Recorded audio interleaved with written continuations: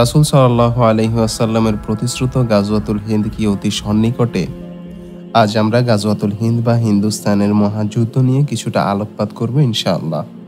এটা এমনই একটা মর্যাদাপূর্ণ জিহাদ যে ব্যাপারে হাদিসে সুস্পষ্ট ফজিলত ও দিক নির্দেশনা রয়েছে। গাজওয়াতুল হিন্দ বলতে ইমাম মাহদী আলাইহিস সালাম এবং ঈসা আলাইহিস সালামের আগমনের কিছুটা আগে অথবা এই সমসাময়িক সময়ে এই পাক ভারত বাংলাদেশে মুসলিম ও কাফেরদের মধ্যকার সংগঠিত যুদ্ধকে বোঝায়। গাজওয়াহ এই শব্দটির কয়েকটি অর্থ রয়েছে। গাজওয়াহ শব্দের আবিধানিক অর্থ দেখলে আমরা দেখতে পাবো কোনো অভিযান অথবা অন্য কিছু অর্থে যুদ্ধ বলা যায়। আর হিন্দ বলতে এই উপমহাদেশ তথা পাক ভারত বাংলাদেশ সহ শ্রীলঙ্কা, নেপাল ও ভুটানকে বোঝায়। তাহলে গাজওয়াতুল হিন্দ বলতে বোঝানো হয় এই হিন্দুস্তানের যুদ্ধকে। আমরা প্রথমত এ সংক্রান্ত কয়েকটি প্রামাণ্য হাদিস উল্লেখ করব, এরপর এর প্রেক্ষাপট, সময় ও অবস্থান নির্ণয় সম্পর্কে কিছুটা আলোচনা করব ইনশাআল্লাহ। গাজওয়াতুল হিন্দ সম্পর্কিত অনেকগুলো হাদিসের কিতাবে পাওয়া যায়। তার মধ্য থেকে কয়েকটা হাদিস আমরা এখন উল্লেখ করব। প্রথম হাদিস সুরাইম রাদিয়াল্লাহু তাআলা আনহু থেকে বর্ণিত, রাসূল সাল্লাল্লাহু আলাইহি ওয়াসাল্লাম বলেছেন, নিঃসন্দেহে তোমরা মুশরিকদের অর্থাৎ মূর্তি পূজারীদের বিরুদ্ধে যুদ্ধ করবে। এমনকি এই যুদ্ধে তোমাদের অবশিষ্ট মুজাহিদরা জর্ডান নদীর তীরে দাজ্জালের সঙ্গে যুদ্ধে লিপ্ত হবে। এই যুদ্ধে তোমরা পূর্ব দিকে অবস্থান করবে আর দাজ্জালের অবস্থান হবে পশ্চিম দিকে। বর্ণনাকারী আরো বলেন, আমি জানি না সেদিন জর্ডান কোথায় অবস্থিত হবে। এর পরের হাদিস হযরত আবু হুরায়রা রাদিয়াল্লাহু তাআলা আনহু বলেন, রাসূল সাল্লাল্লাহু আলাইহি ওয়াসাল্লাম আমাদেরকে হিন্দুস্তানের জিহাদ সম্পর্কে প্রতিশ্রুতি দিয়েছেন। যদি আমি সে জিহাদ পেয়ে যাই তাহলে আমি আমার জানমাল সবকিছু তাতে ব্যয় করব। এতে যদি আমি শাহাদাত বরণ করি তাহলে আমি হব সর্বশ্রেষ্ঠ শহীদ, আর যদি গাজী হয়ে ফিরে আসি তাহলে আমি হব জাহান্নামের আগুন থেকে মুক্তিপ্রাপ্ত আবু হুরায়রা। এর পরের হাদিস হযরত সাওবান রাদিয়াল্লাহু তাআলা আনহু থেকে। হযরত সাওবান রাদিয়াল্লাহু তাআলা আনহুর সূত্রে রাসূল সাল্লাল্লাহু আলাইহি ওয়াসাল্লাম থেকে বর্ণিত, তিনি বলেন, আমার উম্মতের মধ্য থেকে দুটি দলকে আল্লাহ সুবহানাহু ওয়া তাআলা জাহান্নাম থেকে নিরাপত্তা দিয়েছেন। একটি দল হলো তারা যারা হিন্দুস্তানের যুদ্ধে শরীক হবে, আর দ্বিতীয় আরেকটি দল হলো তারা যারা ঈসা ইবনে মারিয়াম আলাইহিস সালামের সঙ্গে মিলে যুদ্ধ করবে দাজ্জালের বিরুদ্ধে। এর পরের হাদিসটি আমরা পাই হযরত আবু হুরায়রা রাদিয়াল্লাহু তাআলা আনহু থেকে। তিনি বলেন, আমার সত্যবাদী বন্ধু আল্লাহর রাসূল সাল্লাল্লাহু আলাইহি ওয়াসাল্লাম আমাকে বর্ণনা করতে বলেছেন, এই উম্মতের মধ্যে সিন্ধু ও হিন্দুস্তানের দিকে একটি যুদ্ধাভিযান পরিচালিত হবে। আবু হুরায়রা রাদিয়াল্লাহু তাআলা আনহু বলেন, আমি যদি সে যুদ্ধ পেয়ে যাই অতঃপর যুদ্ধ করতে করতে শহীদ হয়ে যাই তাহলে তো আমি মহা সৌভাগ্যবান, আর যদি আমি গাজী হয়ে ফিরে আসি তাহলে আমি হব এমন মুক্তিপ্রাপ্ত আবু হুরায়রা যাকে আল্লাহ সুবহানাহু ওয়া তাআলা জাহান্নামের আগুন থেকে মুক্তি দান করেছেন। পরবর্তী হাদিসটিও আবু হুরায়রা রাদিয়াল্লাহু তাআলা আনহু থেকে।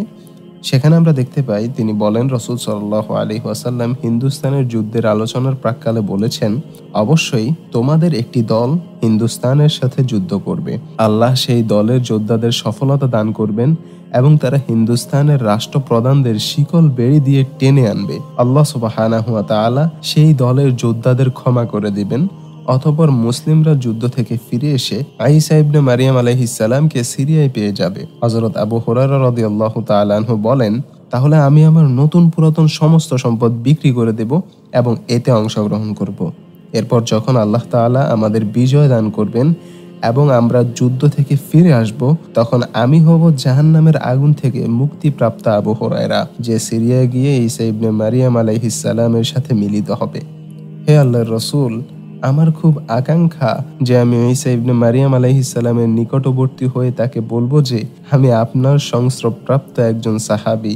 তিনি বলেন, এতে আল্লাহর রাসূল সাল্লাল্লাহু আলাইহি ওয়াসাল্লাম মুস্কি মুস্কি হাসতে লাগলেন এবং বললেন, সে যুদ্ধ তো অনেক দেরি। এর পরের হাদিসে আমরা দেখতে পাই হযরত কাব রাদিয়াল্লাহু তাআলা আনহু থেকে বর্ণিত, তিনি বলেন, জেরুজালেমের একজন বাদশাহ হিন্দুস্তানের দিকে একটি সৈন্যদল পাঠাবেন।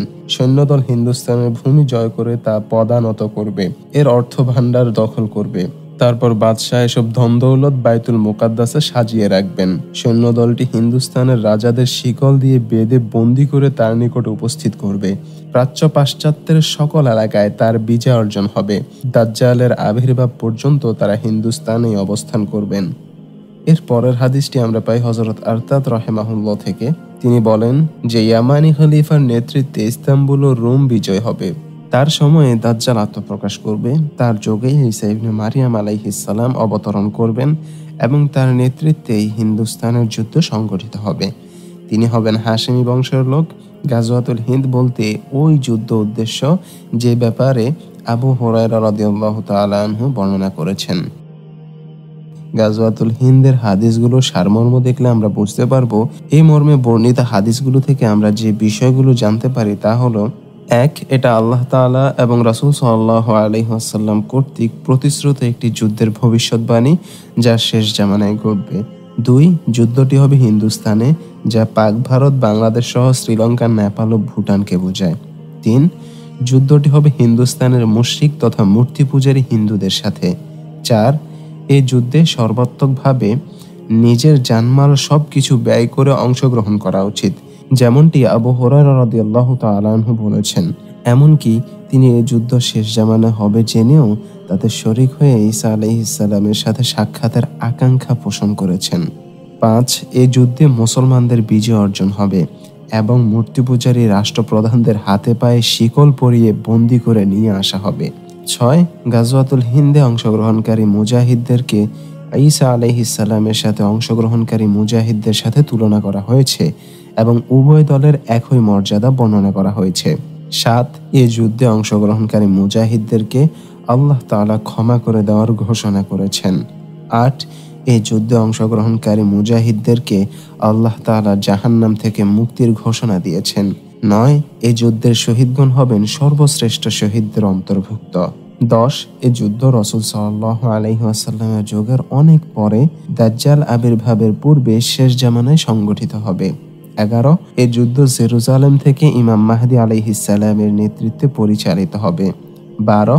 এই যুদ্ধে অংশগ্রহণকারী মুজাহিদদের মধ্য হতে যারা গাজী হয়ে ফিরবেন তারাই ঈসা আলাইহিস সালামের সাথে দাজ্জালের বিরুদ্ধে সংগঠিত যুদ্ধে শরীক হবেন। এখন আসা যাক এই যুদ্ধ কোথায় এবং কবে হবে। আল হিন্দ দ্বারা ভৌগোলিকভাবে দুটি স্থানকে নির্দেশ করে: 1. ইরাকের বস্ত্রনগরী, 2.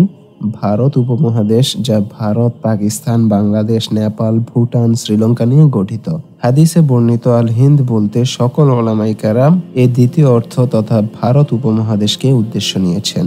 তাই গাজওয়াতুল হিন্দ আমাদের এই ভূখণ্ডেই সংগঠিত হবে। আর হাদিসের ভাষ্যানুসারে এর প্রতিপক্ষ দলটি হবে হিন্দুরা। এই যুদ্ধ পূর্বে হয়ে গেছে নাকি অদূর ভবিষ্যতে হবে এ নিয়ে উলামায়ে কেরামের মাঝে কিছুটা মতানৈক্য পাওয়া যায়। কতিপয় উলামায়ে কেরামের মতে এই যুদ্ধ বনি উমাইয়ার শাসনামলে মুহাম্মদ বিন কাসিম রাহিমাহুল্লাহর ভারত বিজয়ের মাধ্যমে সংগঠিত হয়ে গেছে। কারো মতে সুলতান মাহমুদ গজনবী রাহিমাহুল্লাহর ভারত অভিযান দ্বারাই এই যুদ্ধ শেষ হয়ে গেছে। কিন্তু গাজওয়াতুল হিন্দের সবগুলো হাদিস সামনে রাখলে প্রতিবাদ হয় যে এই যুদ্ধ এখনো হয়নি, বরং ঈসা আলাইহিস সালামের আগমনের কিছুকাল পূর্বে ইমাম মাহদী আলাইহিস সালামের নেতৃত্বে এটি সংগঠিত হবে এবং এই যুদ্ধের গাজীরাই সিরিয়ায় গিয়ে ঈসা আলাইহিস সালামের সাথে দাজ্জালের বিরুদ্ধে যুদ্ধ করবেন। রাসূল সাল্লাল্লাহু আলাইহি ওয়াসাল্লামের ভবিষ্যৎবাণী অনুযায়ী খোরাসান বর্তমান আফগানিস্তান থেকে কালিমা খচিত কালো পতাকাধারীদের উত্থান হবে এবং কাশ্মীর পর্যন্ত তারা পৌঁছে যাবে। পূর্ব প্রস্তুতি হিসেবে ভারতের কাশ্মীর সীমান্তে 7 লক্ষ সেনা মোতায়েন। পাক ভারত বাংলাদেশের হকপন্থী দলগুলোর সুদৃঢ় অবস্থান, পানি নিয়ে ভারতের সাথে বাংলাদেশ ও পাকিস্তানের উত্তেজনাকর পরিস্থিতি, কাশ্মীর নিয়ে পাকিস্তানের সাথে ভারতের উত্তেজনাকর পরিস্থিতি, বাবরি মসজিদ ধ্বংস এবং মুসলিমদের নির্যাতন নিয়ে ভারতের ভেতরে মুসলিমদের ক্ষোভের বিস্ফোরণ, 7 সিস্টার্স বা ভারতের 7টি অঙ্গরাজ্যের স্বাধীনতার দাবি নিঃসন্দেহে সেই মহাযুদ্ধের ইঙ্গিত বহন করছে। বর্তমানে এই উপমহাদেশের মূর্তি পূজারী ভূখণ্ডের মুসলিম প্রধান ভূখণ্ডের উপর সামাজিক, সাংস্কৃতিক, রাজনৈতিক ও অর্থনৈতিক আগ্রাসনের অব্যাহত প্রচেষ্টা দেখলে বোঝা যায় যে এটি খুব সত্বরই চূড়ান্ত সংঘাত রূপ ধারণ করবে এবং এখানকার ইসলামকে টিকিয়ে রাখতে রাসূল সাল্লাল্লাহু আলাইহি ওয়াসাল্লামের ভবিষ্যৎবাণী অনুসারে উম্মতের একটি দলকে এদিকে অগ্রসর হতে হবে। এটি ঘটবে সেই সমসাময়িক সময়ে যখন সমগ্র দুনিয়াতে ইসলামের ক্রান্তি লগ্নে বৈশ্বিক শাসন ব্যবস্থা খেলাফতের আদলে সাজাতে আল্লাহ সুবহানাহু ওয়া তাআলা ইমাম মাহদী আলাইহিসসালামকে প্রেরণ করবেন। আর খেলাফতের ৭ম বছরেই দাজ্জালের আবির্ভাব হবে এবং দাজ্জালের সাথে মহাযুদ্ধের নেতৃত্ব দিতে ঈসা আলাইহিসসালামের আগমন ঘটবে। গাজওয়াতুল হিন্দের সময় অবশ্যই পাক ভারত বাংলাদেশের মুসলিম নামধারী মুনাফিকরা আলাদা হয়ে যাবে।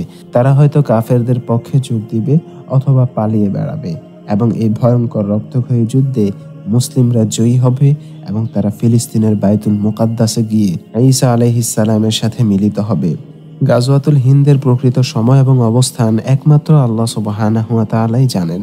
আমরা কেবল হাদিসের আলোকে এবং বর্তমান প্রেক্ষাপট অনুযায়ী ঘটনা সম্পর্কে নিজেদের সচেতন এবং প্রস্তুত রাখতে পারি। সার্বিক বিচারে আমাদের কাছে মনে হচ্ছে এই যুদ্ধ খুবই সন্নিকটে, কেননা এই যুদ্ধের সাথে ইমাম মাহদী আলাইহিসসালাম এবং ঈসা আলাইহিসসালামের সম্পর্ক রয়েছে। আপনারা যারা বর্তমান বিশ্ব পরিস্থিতি সম্পর্কে ওয়াকিফাল, তারা ভালো করেই জানেন যে বর্তমানে তাগুতি শক্তিগুলো আসন্ন মহাযুদ্ধের জন্য কি পরিমাণ প্রস্তুতি গ্রহণ করেছে, অথচ আমরা মুসলিমরাই একমাত্র জাতি যারা কিনা আজও এ সম্পর্কে গাফিল ও চরম উদাসীন। রাসূল সাল্লাল্লাহু আলাইহি ওয়াসাল্লাম আমাদেরকে এত করে সতর্ক করে দিয়ে গেছেন, যার কারণে তাগুতরা পর্যন্ত সতর্ক হয়ে গেছে, আর আমরা হতভাগার দল আজও আমাদের অভ্যন্তরীণ কোন্দলে জড়িত। আমার প্রিয় ভাই, ঘুম থেকে এবার জাগো, একবার চেয়ে দেখো রাসূল সাল্লাল্লাহু আলাইহি ওয়াসাল্লামের ভবিষ্যৎবাণী ও বর্তমানের ভয়ঙ্কর পরিস্থিতি। এখনোই যদি সতর্ক না হও, তাহলে ঘুম থেকে জেগে দেখবে তোমার শিয়রে অস্ত্র হাতে তাগুতের বাহিনী দণ্ডায়। হে আমার ভাই, এখনই সময় সজাগ হওয়ার, প্রস্তুতি নেওয়ার। অসময়ে তোমার দৌড়ঝাঁপ তোমার কোনো কাজে আসবে না। সত্যের বাহিনী তোমার অপেক্ষায়, সাড়া দাও তাদের ডাকে, নইলে আর সময় পাবে না। হে আল্লাহ, আপনি মুসলিম বিশ্বের এ বিনাশী নিদ্রা টুটে দিন, তাদের অন্তর্চক্ষু খুলে দিন, আসন্ন বিপদ অনুধাবনের শক্তি দিন।